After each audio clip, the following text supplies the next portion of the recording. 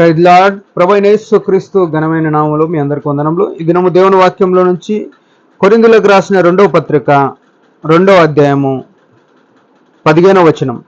రక్షింపబడు వారి పట్లను నశించు వారి పట్లను మేము దేవునికి క్రీస్తు సువాసన అయి ఉన్నాము.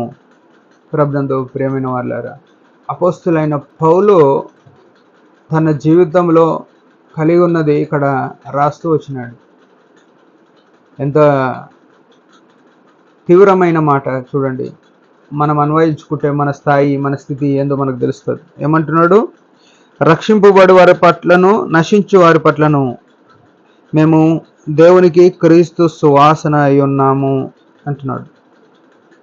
అంటే ఈ మాట ఏం చూపిస్తుందంటే, దేవుని మందిరంలో ఉన్నోళ్ళైనా బయట ఉన్నోళ్ళైనా, ఇది చాలా ప్రాముఖ్యమైన విషయం. దేవుని మందిరంలో ఉన్నోళ్ళైనా, దేవునికి మందిరానికి బయట లోకంలో ఉన్నవారితోనైనా మేము ఎట్లున్నామంటే క్రీస్తు సువాసనగా, దేవునికి క్రీస్తు సువాసనగా మేము ఉన్నాము, సువాసన అయ్యున్నాము అంటున్నాడు. ప్రభునందు ప్రియమైన వారు, ఈ మాట ఏం చూపిస్తుందంటే, మనం మందిరంకి వచ్చిన వాళ్ళకే క్రైస్తవులకు కాదు, మందిరంకి వచ్చిన వాళ్ళకే దేవుని వాక్యం అందించడం కాదు, మందిరానికి వచ్చేటోళ్ళకే మేము దేవుని దాసులమని కాదు, దేవుని వాక్య పరిచర్య చేసేవాళ్ళం కాదు, లోకస్తులు కూడా మమ్మల్ని చూసినప్పుడు దేవుని పనివారు, దేవుని యొక్క సువాసన అయ్యున్నాం, క్రీస్తు సువాసన అయ్యున్నాం అంటే అర్థం ఏంటంటే, యేసు ప్రభు ఆయన సిలువలో చనిపోయిన ఆ స్థాయి మా జీవితంలో కూడా మాకు కనబడుతుంది. క్రీస్తు మమ్మల్ని ప్రేమించి పరిమళ సువాసనగా, మిమ్మల్ని ప్రేమించి పరిమళ సువాసనగా చేసినానని చెప్పినాడు కదా. ఆ పరిమళ సువాసన ఇతరులకు, లోకస్తులకు మేము కలగజేయవారమై ఉన్నాము అని చెప్తున్నాడు. అంటే వారి జీవితంలో వారిని చూసినప్పుడు యేసుక్రీస్తు ప్రభు యొక్క గుణాలు, యేసుక్రీస్తు ప్రభువుకున్న మంచి సుగుణాలు వారి జీవితంలో కనబడుతున్నాయి. ప్రభునందు ప్రియమైన వారులారా, ఈ ఉదయమున మనల్ని చూసిన ఎవరైనా వీరు నిజంగా క్రైస్తవులు, వీరిలో ఈ ప్రత్యేకత ఉందని ఎవరైనా చెప్తున్నారా?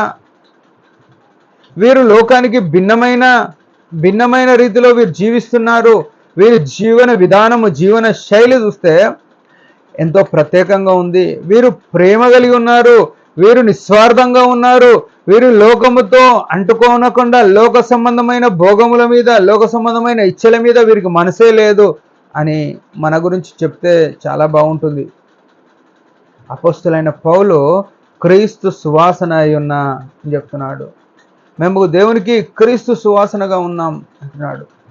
ప్రభునందు ప్రియమైన వారులారా, మనము ఎన్ని రోజుల సంధి సేవ చేస్తున్నామో, ఎన్ని రోజుల సంధి పరిచర్య చేస్తున్నామో, ఎన్ని రోజుల సంధి సంఘం నడిపిస్తున్నామో, కానీ మన సంఘానికి అంటగడ్డబడ్డ కుటుంబాలే గాక సంఘంకు రాని ఇతరులు కూడా మనల్ని చూసి, సంఘస్థులే మనల్ని మెచ్చుకునేది కష్టము, సంఘానికి ఇతరులు మనల్ని మెచ్చుకునడం అనేది ఎట్లుంటుందో ఆలోచన చేయండి. అపోస్తులైన పౌలు ఆనాడు వారు జరిగిస్తున్న పరిచర్యలో వారు ఈ మాట సాక్ష్యం ఇస్తున్నారు. మేము దేవునికి క్రీస్తు సువాసన ఉన్నాము. ఈ సువాసన అనేది ఏంటంటే ఎంత దూరమైనా ప్రయాణం చేస్తుంది. ఇది ఎంత దూరం, దీన్ని ఎవరు బంధించలేరు. ఈ సువాసనను ఎవరు బంధించలేరు.